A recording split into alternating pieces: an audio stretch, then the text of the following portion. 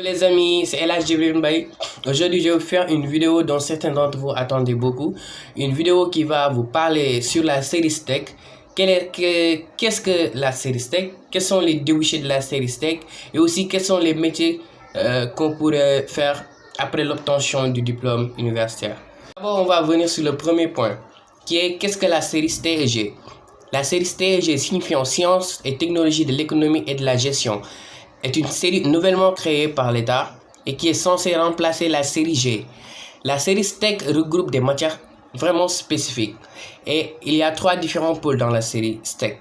Il y a le pôle technologique avec l'informatique de gestion, il y a aussi le pôle général avec les langues, le français, la philosophie, et le CMC qui est connaissance du monde contemporain, qui est équivalent avec l'histoire et la géographie, mais aussi il y a le pôle économie, droit et management.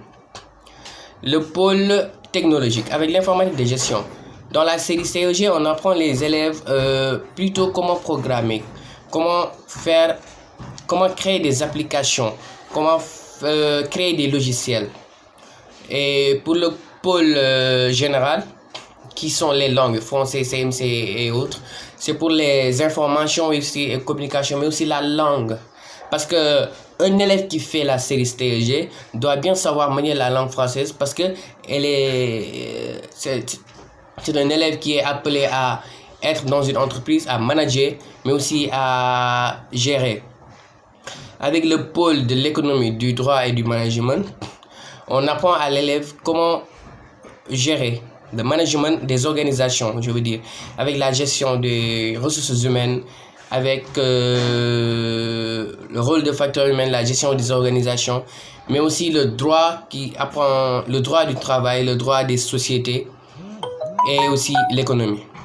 Voilà. Alors, pour qui est la série STEG?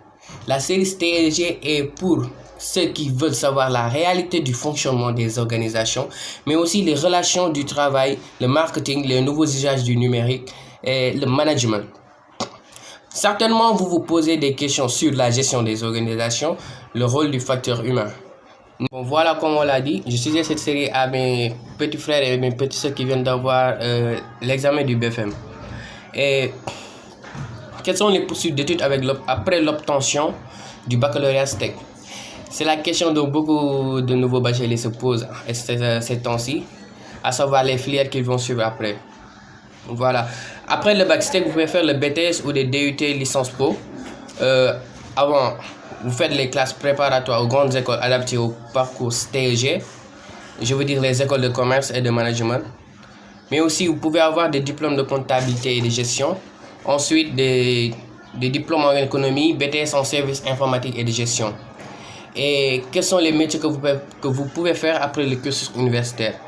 Les ressources humaines, l'enseignement, l'immobilier, la distribution, la banque, comptabilité, gestion, le droit, la vente, fonction publique, audit, chef de produit marketing, expertise comptable, industrie, assurance, système d'informatique, assistant de direction, commercial, développeur et développeur d'applications. Voilà.